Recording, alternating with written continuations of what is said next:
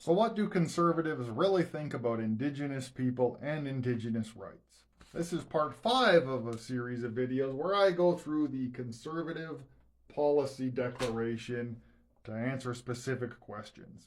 That's the one we'll answer in this video. So first, the good, because there is actually one good thing in here, maybe two, and that is part 80 of this document on the compensation of Indigenous veterans. That says, in recognition of the service of Indigenous veterans, a conservative government will provide due compensation to Indigenous veterans, including their spouses, widows, dependents, or estates who lost Indian status following their return from service overseas. Compensation will take into consideration benefits and settlements to which they are entitled. Part 24 says, reform the Federation. First, they list the need to consolidate Quebec's position within the Canadian Federation. Second, they list the need to alleviate the alienation felt by citizens of the West. And then third, they believe in the importance of building long-term partnerships with Indigenous people.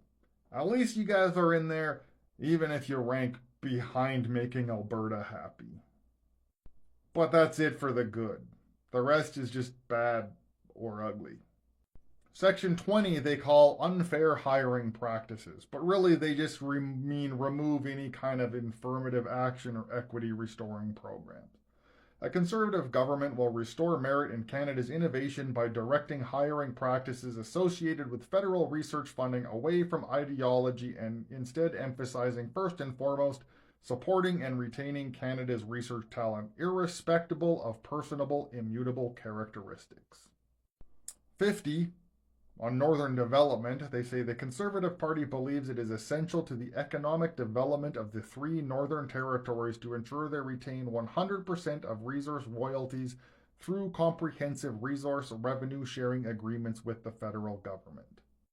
It also says decisions about the North should be made in the North by empowering Northerners through the devolution of responsibilities from Indigenous and Northern Affairs Canada to the 3 democratically elected territorial and Indigenous governments. While this maybe sounds sort of okay, it's actually pretty bad. As the federal government is the government that collects royalties to put in the Indigenous Fund, which they don't always get paid from anyway, as our government breaks contracts and treaties, but hey, this basically means the Canadian provincial government would get all of the money to do with as they want, irrespective of federal obligations to Indigenous people. Part 51, Arctic sovereignty, says almost the exact same thing about fast-tracking the devolution of provincial-type responsibilities away from Northern Affairs Canada and federal departments into the provincial or territorial governments. Part 52, under a long-term energy framework, it says the Government of Canada should provide leadership and work closely with Indigenous peoples, provincial and territorial governments to align energy goals in the best interest of all Canadians, not Indigenous ones, all of us white ones, and to seek to achieve a positive impact on energy infrastructure development, energy supply, energy demands in Canada by removing artificial barriers to international energy trade. All of these basically say they want to make it easier for corporations and companies to harvest resources from Indigenous lands without any Indigenous input. And then finally, the really ugly part. Part 114, Indigenous Affairs. The Conservative Party supports the abolition of the Indian Act and proposes a new legislation which recognizes the fiduciary obligation of the federal crown while proposing a new deal with First Nations based on autonomy, taxation, capacity, transparency, accountability, and property rights. It's kind of ironic considering how much conservatives hate Pierre Elliott Trudeau that they just tried to copy his white papers. Part 116 says all Indigenous rights recognized under Section 35 of the Constitution Act must be conferred within the 4 square corners of the Constitution Act and the Charter, with full protection for equality rights such as women's rights for both Indigenous and non-Indigenous Canadians. Future Indigenous legislation, policies, and programs must balance the collective rights of Indigenous Canadians under Section 35 of the Constitution with the individual equality rights enshrined in the Charter, which protect all Canadians, whether Indigenous or non-Indigenous.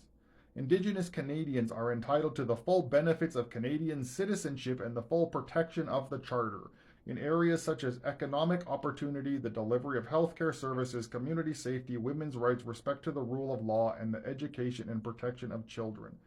Canada must develop in a manner that ensures constitutional equality and workability. I'm going to read Section 153 first, then we'll talk about all of these. Section 153 says we support a sustainable fishery with the Department of Fisheries and Oceans as the single regulator and enforcement body, with all commercial fisheries, non-Indigenous and Indigenous, operating under the same regulations. So why are these the ugly ones? First, they're worded very confusing. They could be taken a lot of different ways. But if you put them all together, what this boils down to is they want to remove Indigenous rights from Indigenous people. They want to remove the Indian Act and abolish it.